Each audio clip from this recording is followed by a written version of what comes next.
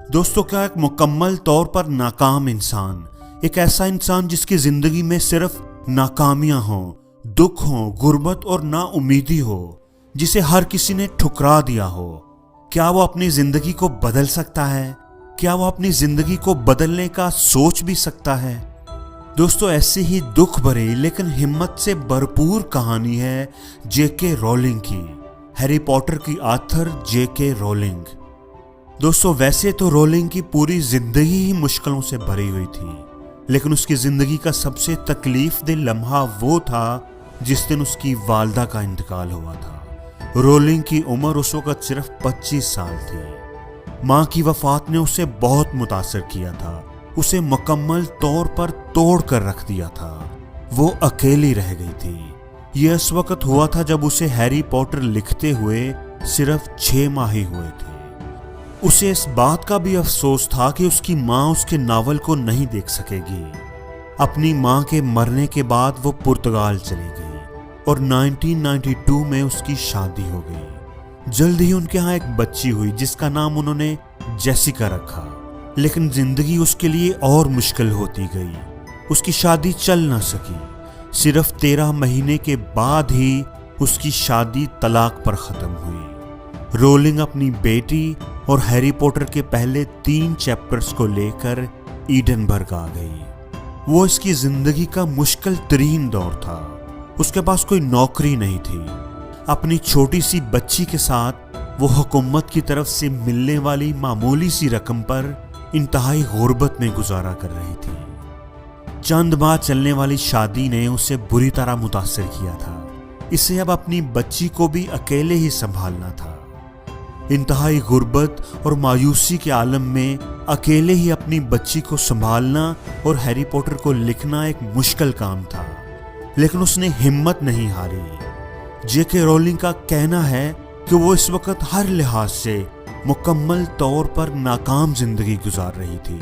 वो इंतहाई मायूस और डिप्रेस थी और कई बार तो उसने खुदकुशी करने का भी सोचा, लेकिन अपनी बेटी के ख्याल ने उसे मरने नहीं दिया।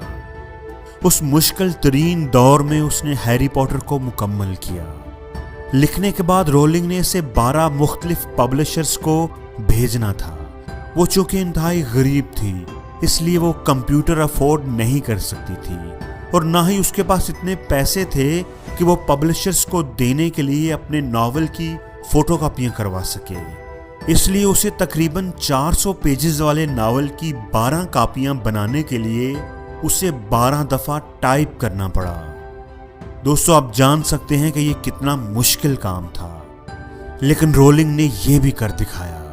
लेकिन अफसोस की बात यह कि इतनी मेहनत करने के बाद भी किसी एक पब्लिशर ने भी उसे छापने की हामी ना भरी। 12 के 12 पब्लिशर्स ने उसे फजूल और नाकारा नावल करार दे दिया, उसे रिजेक्ट कर दिया।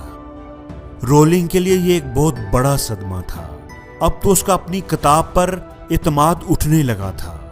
आखिर उसकी किस्मत का सितारा चमक गया और उसके लिए उम्मीद की एक किरण पैदा हुई। लंदन के एक पब्लिशिंग हाउस के सीईओ की बेटी को वो नावल पसंद आ गया। अपनी बेटी की जिद के हाथों मजबूर होकर उन्होंने हैरी पॉटर को पब्लिश करने का कड़वा घूंट भर ही लिया। कौन जानता था कि ये फजूल करार दी जाने वाली बुक एक तारीख रकम कर देगी। इस किताब ने रोलिंग की जिंदगी को बदल कर रख दिया। आज इस किताब की 500 बिलियन से जायद कॉपीज बिक चुकी हैं और दुनिया भर की 73 लैंग्वेजेस में उसका तर्जुमा हो चुका है। 2011 में फोर्ब्स ने रोलिंग की नेट वर्थ $1 बिलियन बताई थी। वो दुनिया के महंगे तरीन और सबसे ज्यादा कमाने वाले राइटर्स की लिस्ट में शामिल है। जेके रोलिंग ने वो कर दिखाया कि वो दुनिया के दुखों और मायूसियों में घिरे इंसानों के लिए एक मिसाल बन गई। उसने हार नहीं मानी और अपनी जिंदगी को बदल कर दिखा दिया। वो एक तलाक याफ्ता बेरोजगार लड़की से एक बेस्ट सेलर ऑथर बन गई। लेकिन दोस्तों, ये एक ही रात में नहीं हुआ था।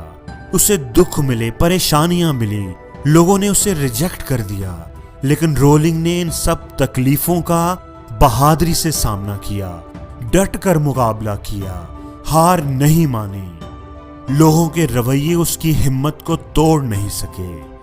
दोस्तों, अगर आपका भी कोई ख्वाब है और आप उसमें सच्चे हैं तो ये बात याद रखें कि फिर भी लोग आपको रिजेक्ट करेंगे, आपका मजाक उड़ाएंगे, आपकी हिम्मत को तोड़ने की कोशिश करेंगे।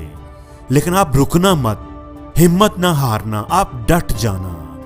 चाहे कितनी भी मुश्किलें आएं, अपने ख्वाबों को अधूरा मत छोड़ना। किसी को क्या पता कि आप भी एक दिन तारीख ही बदल दें।